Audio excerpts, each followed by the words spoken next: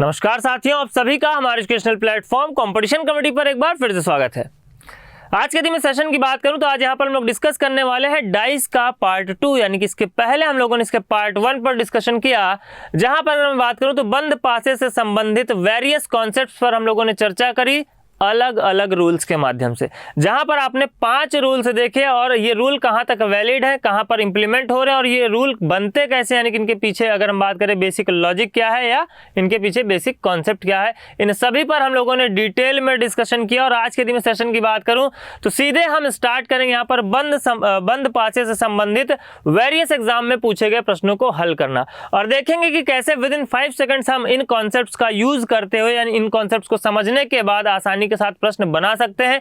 साथ ही साथ यह भी देखेंगे कि परीक्षा के बीच बीच में आपको बाउंसर्स भी देखने को मिलते हैं, जो कि आप कॉन्सेप्ट्स की सहायता से आसानी से बाउंड्री लाइन के बाहर फेंक सकते हैं, यानी कि आसानी से हल कर सकते हैं। तो चलिए स्टार्ट करते हैं आज का सेशन।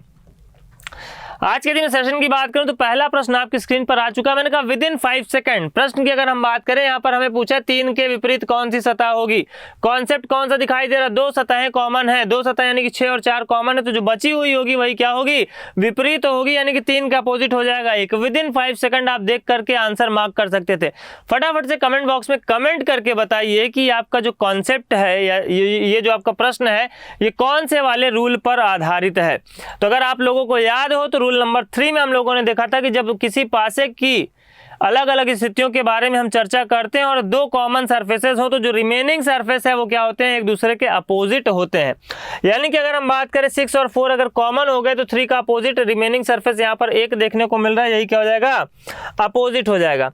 इसके अलावा अगर हम बात करें क्वेश्चन के लैंग्वेज, तो समझिए क्वेश्चन के लैंग्वेज में भी यहाँ पर हम कॉन्सेप्ट से ही रिलेटेड अगर बात करें तो जो लैंग्वेज है वो हमें देखने को मिलेगी। जैसे कि यहाँ पर देख पा रहे 2 different positions of the same dice. तो मैंने आपको बताया था कि एक ही पासे की हम लोग अलग अलग स्थितियों के बारे में बात करेंगे, किस प्रकार से मैंने रोटेट करके आपको अलग अलग स्थितियों से रिलेटेड सारे के सारे रूल्स भी बताया कि कौन से वाली पोजिशन में कौन से वाले रूल आपके अप्लीकेबल होते हुए दिखाई दे रहे हैं, कौन सा वाला रूल कितना ऑथेंटिक है, कितना वैलिड है, इसके बारे में भी हम लोगों ने चर्चा की है। क्लियर। तो अगर हम बात करें यहाँ पर 2 different positions of the same dice, यानी कि हिंदी की अगर हम बात करें तो एक ही पासे की 2 अलग अलग स्थितियां, पासा कितना, 1, अलग अलग स्थितियां। और जब हम किसी पासे की किसी पर्टिकुलर स्थिति या पोजीशन की बात करते हैं तो वहां पर हमें 3 विजिबल सरफेसेस होते हैं, जैसा कि आप यहां पर देख पा रहे हो। क्लियर। चलो मूव करते हैं फटाफट से नेक्स्ट क्वेश्चन पर। आंसर की अगर हम बात करें तो हो जाएगा ऑप्शन नंबर सी। आंसर यहां पर हमें देखने को मिलेगा ऑप्शन सी।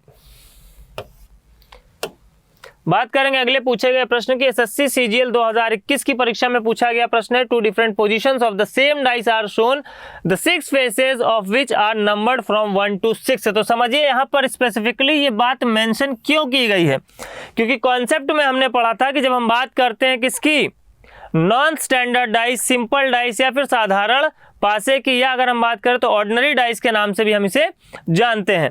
तो जब हम ऑर्डिनरी डाइस की बात करते हैं तो यहाँ पर बिल्कुल ऐसा जरूरी नहीं कि जो संख्याएं हैं वो 1 से लेकर के 6 तक की ही संख्याएं हो, और इसीलिए आप देख सकते हैं कि परीक्षा में पूछे गए प्रश्न में आपको स्पेसिफिकली क्या किया गया है, मेंशन किया गया है कि यहाँ पर जो संख्याएं यूज की गई हैं वो 1 से लेकर के 6 तक की संख्याएं हैं।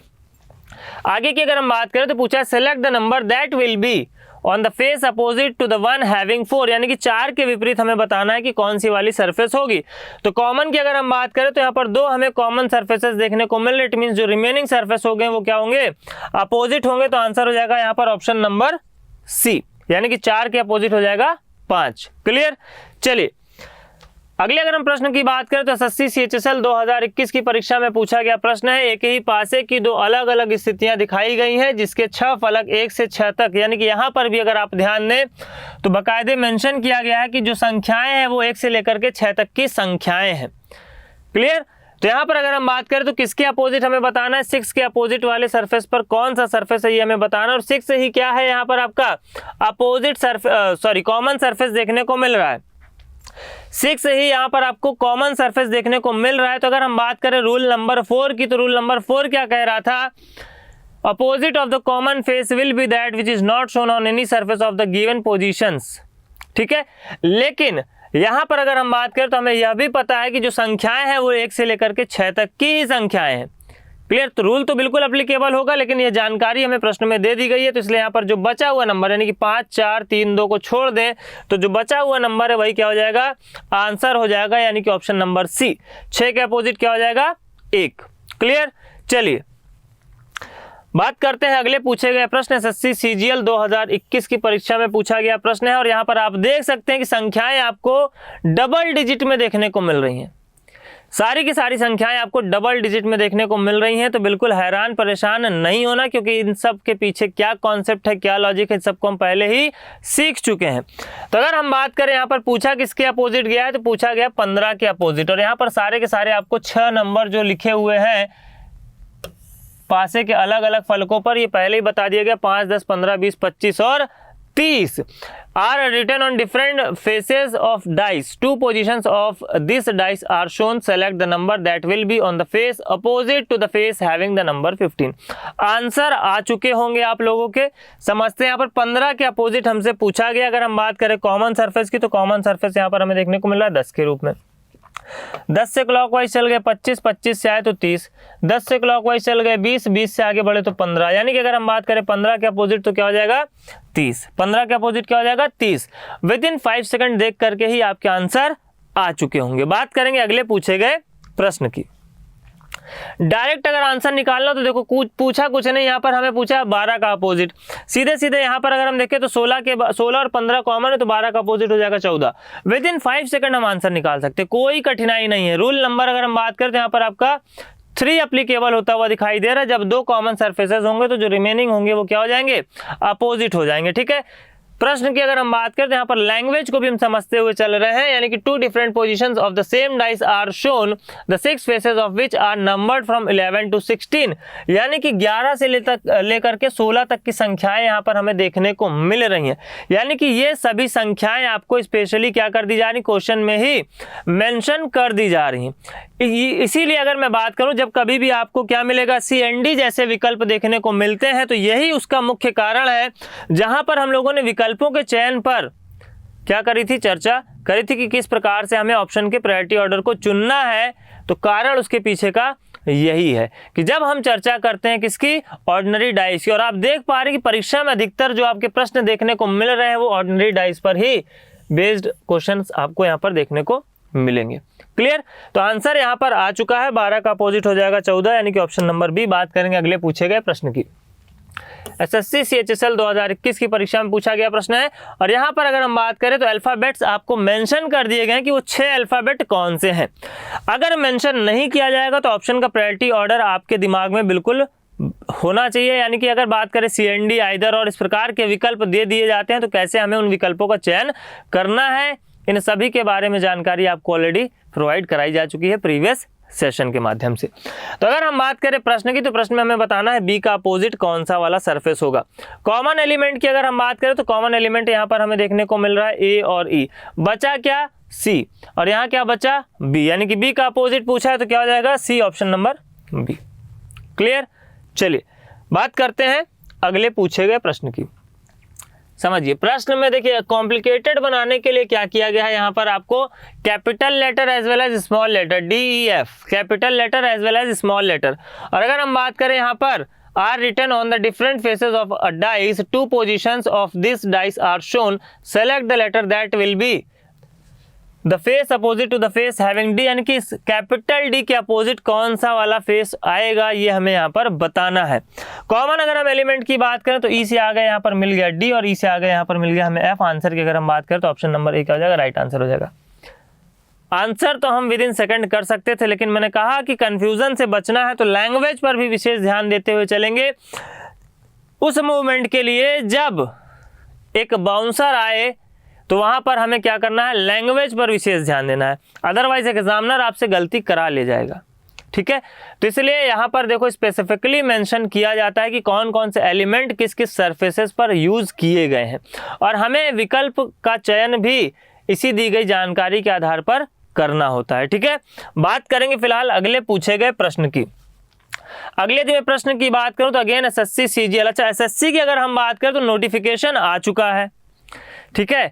और इस बार अगर हम बात करें तो सीजीएल में क्या परिवर्तन आपको देखने को मिल रहा है, तो टीयर 2 यानी कि टीयर 1 की अगर हम बात करें तो क्वालिफाइंग इन नेचर हो गया, और अगर हम बात करें टीयर 2 की तो टीयर 2 में भी आपको रीजनिंग देखने को मिल रहा है। और सबसे इंपॉर्टेंट ये है कि यहाँ पर हम लोग स्पीड बूस्टअप पे जो काम करते हैं ना, जितने भी बच्चे यहाँ पर सेशन के माध्यम से जुड़े हुए हैं, तो आपने देखा कि हम लोग एक पर्टिकुलर अप्रोच पर भी चर्चा करते हैं कि किसी प्रश्न को कैसे कम से कम समय में बनाए, तो वो कितना फ्रूटफुल होने वाला है इस बार के एसएससी सीजीएल के एग्जाम की यदि हम बात करें। तो जैसा कि आपने देखा कि 60 मिनट का समय है 60 प्रश्नों के लिए, और वो प्रश्न होंगे आपके रीजनिंग और मैथमेटिक्स पर आधारित, और यहाँ पर यही स्पीड बूस्टअप की ट्रिक आपके काम आने वाली है। यानी कि अगर हम बात करें मैक्सिमम नंबर ऑफ क्वेश्चंस को यहाँ पर आप अटेम्प्ट कर पाओगे इन्हीं अप्रोचेस की सहायता से। किस क्वेश्चन में एक्चुअल में कितना टाइम लगना चाहिए, और किसी एक पर्टिकुलर क्वेश्चन का अगर हम टाइम बचाते हैं तो कैसे हम उसको दूसरे सेक्शंस पे यूटिलाइज कर सकते हैं, इन सभी के बारे में हम लोग चर्चा करते हुए आगे बढ़ रहे हैं। तो तैयारी को अपनी बेहतर बनाइए, कॉन्सेप्ट को डिटेल में समझिए, साथ ही साथ स्पीड बूस्टअप और अप्रोच की भी मैं यहाँ पर बार बार चर्चा करता हूँ। निरंतर रूप से आप अभ्यास करेंगे, किसी एक पर्टिकुलर अप्रोच को फॉलो करते हो तो अपने आप स्पीड भी आपकी बढ़ती हुई दिखाई देगी। क्लियर? तो हमें बिल्कुल रुकना नहीं है, हमें निरंतर रूप से क्या करना है, मॉक्स देते रहना है, प्रीवियस ईयर के क्वेश्चंस को सॉल्व करते रहना है, और इस नए अगर हम बात करें जो पैटर्न है, इस नए पैटर्न के तरीके से भी हमें क्या करना है, खुद को तैयार करके रखना है, ताकि एग्जाम में हमें समय का कहीं भी अभाव दिखाई ना दे। ठीक है, चलिए बात करेंगे पूछे गए प्रश्न की। यहाँ पर हमें बताना है एच के अपोजिट कौन सा सरफेस होगा, एलिमेंट्स आपको वहाँ पर दिए गए हैं। अगर हम बात करें अप्रोच की, नहीं भी देखते हैं, डायरेक्ट क्वेश्चन सॉल्व करना है, तो आगे के कुछ प्रश्नों को हम लोग यहाँ पर डायरेक्ट ही क्या करेंगे, सॉल्व करेंगे, बिना क्वेश्चन में एलिमेंट्स को देखे। कैसे बताना है एच का अपोजिट, आई यहाँ पर हमें कॉमन देखने को मिल रहा है, यहाँ से आगे आंसर हो गया एट द रेट। क्या दिया है क्या नहीं दिया प्रश्न में, हमें इससे कोई लेना देना नहीं, विद इन सेकंड हम यहाँ पर आंसर कर सकते थे। बात करेंगे अगले पूछे गए प्रश्न की। अगले दिन प्रश्न की बात करूँ तो अगेन मैंने कहा कुछ मत देखो, सीधे देखो किसका अपोजिट हमें बताना है टीओ का अपोजिट। टीओ की अगर हम बात करें तो इन दोनों में कॉमन हमें देखने को मिल रहा है डब्ल्यू से गए तो मिला हमें जीओ, डब्ल्यू से गए तो मिला हमें टीओ, यानी कि आंसर क्या हो जाएगा, जीओ, option number C. Within second answer आप निकाल सकते थे। प्रश्नों की भाषा पर मैंने सिर्फ और सिर्फ इसलिए आपको बार बार फोकस करने के लिए कहा कि जब इस प्रकार के विकल्प देखने को मिले तो आप किसी प्रकार से कंफ्यूज ना हो। ठीक है, और ये आपकी परीक्षा में पूछे गए प्रश्न है। बात करेंगे हम यहाँ पर अगले दिए गए प्रश्न की। यहाँ पर अगेन मैंने कहा कुछ भी देखने की जरूरत नहीं, बताना किसके अपोजिट, हमें डॉग के अपोजिट। जब हम इनमें कॉमन एलिमेंट की बात करते हैं तो बैट यहाँ पर हमें कॉमन एलिमेंट दिख रहा है, तो बैट के बाद आए तो एंट मिल गया, एंट के बाद आए तो डॉग मिल गया। अच्छा, बैट और एंट दो एलिमेंट कॉमन है, तब तो डॉग का अपोजिट क्या हो जाएगा। देखो जब दो एलिमेंट कॉमन होंगे तो क्लॉकवाइज एंटी क्लॉकवाइज का कॉन्सेप्ट बिल्कुल नहीं लगाना है। ठीक है, दो जब आपके एलिमेंट बैट और एंट कॉमन है तो जो रिमेनिंग है वही क्या हो जाएगा, ऑपोजिट हो जाएगा, यानी कि फॉग क्या हो जाएगा, डॉग का अपोजिट हो जाएगा। आंसर हो जाएगा ऑप्शन नंबर डी। बाकी आपको बहुत ज्यादा प्रश्न पे ध्यान देने की आवश्यकता नहीं है। बात करेंगे अगले पूछे गए प्रश्न की। अगेन मैंने कहा डायरेक्ट आएंगे क्वेश्चन पे, बताना किसका अपोजिट, हमें 14 का अपोजिट। क्लियर, बताना किसका अपोजिट, हमें 14 का। कॉमन एलिमेंट की बात करें तो 10 देखने को मिला, 10 के बाद अगर हम बात करें तो आगे हमें मिल गया यहाँ पर 11 और यहाँ पर मिल गया हमें 14। आंसर की अगर हम बात करें तो 11 क्या हो जाएगा, राइट आंसर हो जाएगा, यानी कि ऑप्शन नंबर सी। कुछ भी देखने की आवश्यकता नहीं थी, डाइस में इतना ही टाइम देना है हमें, सारे कॉन्सेप्ट्स को हमें प्रॉपर तरीके से सीखना है, प्रश्नों का अभ्यास करना है, और जितना समय एक्चुअल में लगना चाहिए उतना ही समय देना है।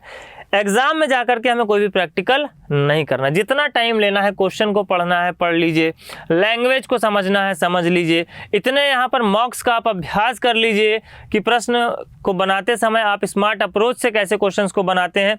यानी कि जो सीखना है वो तब तक सीखिए जब तक आप कॉन्सेप्ट सीख रहे हो, जब तक आप पेपर पेन लेकर के क्या कर रहे हो, क्वेश्चंस को बना रहे हो।